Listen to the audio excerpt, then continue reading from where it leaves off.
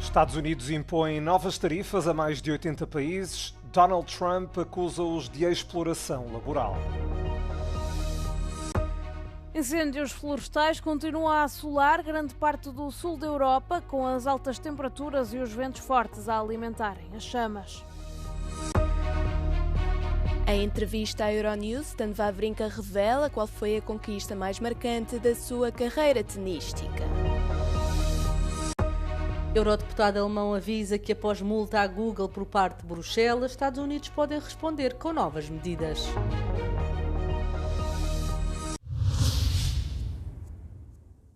Donald Trump anunciou novas tarifas sobre dezenas de países que, segundo os Estados Unidos, não conseguiram impedir a exploração laboral. Estes direitos aduaneiros, que variam entre 10% e 12,5%, substituem os que entraram em vigor no início deste ano e expiraram esta sexta-feira. Entre os mais de 80 países agora visados por Washington estão, por exemplo, a China, a Índia e os da União Europeia. Em conjunto, as nações que são alvo desta decisão representam 99% das importações norte-americanas. Trump já tinha imposto tarifas de 2 dígitos a quase todos os países do mundo em 2025. Contudo, o Supremo Tribunal dos Estados Unidos decidiu em fevereiro deste ano que o líder da Casa Branca não tinha competência legal para fazê-lo. A deliberação obrigou o governo federal a efetuar reembolsos, mas na altura a administração Trump optou por aplicar tarifas temporárias de 10%, cujo prazo terminou agora. As novas taxas alfandegárias já mereceram críticas por parte dos países afetados. Ainda assim, são consideradas mais resistentes à contestação judicial do que as anteriores.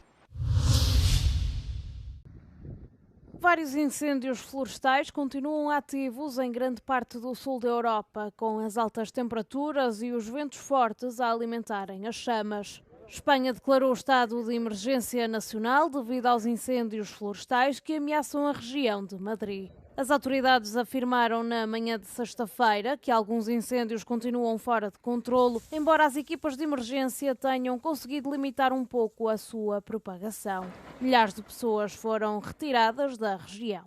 Entretanto, França solicitou ajuda à União Europeia e pediu a ativação do mecanismo de proteção civil do bloco. O presidente francês Emmanuel Macron afirmou que a situação continua tensa, especialmente na região de Gironde. Em Itália, milhares de socorristas, incluindo bombeiros, guardas florestais e agentes de proteção civil, têm combatido os incêndios na ilha de Sicília. Até quarta-feira, os incêndios florestais tinham queimado mais de 250 mil hectares em toda a União Europeia desde o início do ano.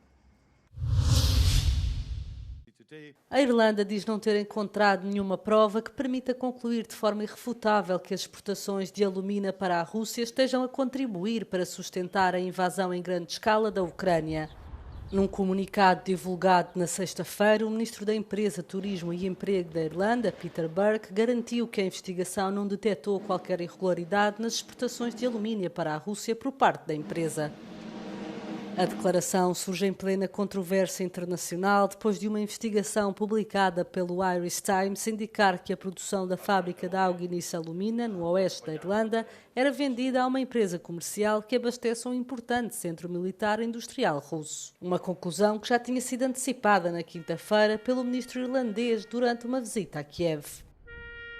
A investigação interna analisou dados empresariais, fluxos comerciais, notícias da imprensa e informações fornecidas pelos governos da Ucrânia e da Suécia. As conclusões foram, entretanto, partilhadas com a Comissão Europeia para apreciação. Atualmente, praticamente todas as exportações de alumina da União Europeia para a Rússia têm origem na Auguinis Alumina, uma grande refinaria de propriedade russa localizada no oeste da Irlanda. A União Europeia deu luz verde à aquisição da Warner Bros. Discovery pela Paramount no valor de 110 mil milhões de dólares. No entanto, a aprovação veio acompanhada de certas condições. Bruxelas afirmou que é improvável que o negócio prejudique a concorrência na produção cinematográfica, mas ainda assim tem preocupações quanto ao possível impacto do negócio ao nível da distribuição na Europa. A Comissão determinou que a Paramount deve comprometer-se a alienar a sua participação na United International Pictures no espaço económico europeu. A Paramount fica ainda impedida durante 10 anos de celebrar qualquer acordo com a Universal para a distribuição conjunta de filmes nesta zona. O acordo continua a enfrentar obstáculos jurídicos nos Estados Unidos, depois desta semana um juiz federal da Califórnia ter suspendido temporariamente o negócio. A fusão suscitou uma forte oposição, com os críticos a alertarem que poderá remodelar fundamentalmente Hollywood. Se concretizada, esta irá reduzir o número de grandes estúdios norte-americanos para 4. A Comissão Europeia considerou que a rede social TikTok infringiu a lei dos serviços digitais por não proteger adequadamente a privacidade das crianças na sua plataforma ao permitir que adultos visualizassem as contas de menores. Uma das questões é que os menores entre os 13 e os 15 anos têm por pré-definição uma conta privada no TikTok, mas podem facilmente alterar as suas definições de privada para pública. Children's content must never be visible to strangers. If TikTok does not take these additional steps, minors are exposed to predators, to grooming and to cyberbullying. Putting default settings for minors is not a beauty contest under the DSA. It must be effective. O TikTok pode agora defender-se e responder às conclusões. Não é a primeira vez que o TikTok está sob investigação. Em fevereiro, a Comissão Europeia concluiu que a plataforma violava a lei dos serviços digitais por causa de funcionalidades como a reprodução automática e o scrolling down infinito, que podem incentivar um uso excessivo e prejudicar a saúde dos utilizadores. Além disso, o TikTok foi multado em 530 milhões de euros pela autoridade irlandesa devido à transferência de dados de utilizadores europeus para a China.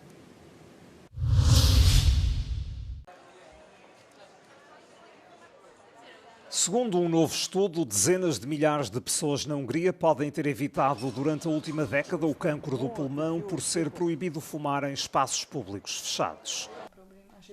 A proibição entrou em vigor a 1 de janeiro de 2012. Hoje em dia, até mesmo a maioria dos fumadores diz apreciar poder sair de um café sem que a roupa fique com cheiro a cigarro. Mas a lei ia muito além de manter o vestuário livre de fumo. A Organização Mundial de Saúde destaca medidas do governo húngaro como o aumento significativo do imposto sobre os cigarros. Um grupo de investigadores concluiu que o impacto é especialmente visível em pessoas de meia idade.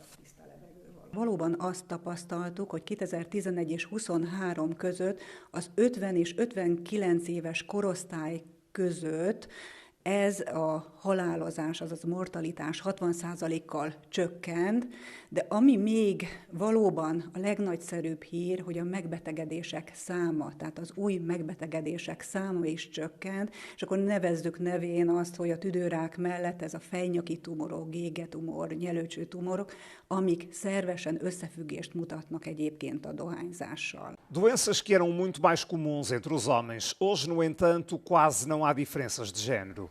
Os legisladores podem ter ganho a batalha, mas não a guerra. Preços mais elevados e regulamentações mais rigorosas não eliminaram o consumo excessivo de tabaco, apenas introduziram alterações. Muitos jovens passaram a usar produtos de tabaco aquecido que estão na moda e cigarros eletrónicos aromatizados que exploram lacunas na lei. Variantes tão nocivas quanto o tabaco convencional, não só para os fumadores, mas também para quem os rodeia. Stan Wawrinka é um nome incontornável do ténis internacional. Conseguiu vencer 3 títulos do Grand Slam na era de ouro da modalidade, dominada por Djokovic, Nadal e Federer. Em entrevista exclusiva à Euronews, numa altura em que se prepara para pousar as raquetes, revelou qual foi a conquista mais marcante da carreira.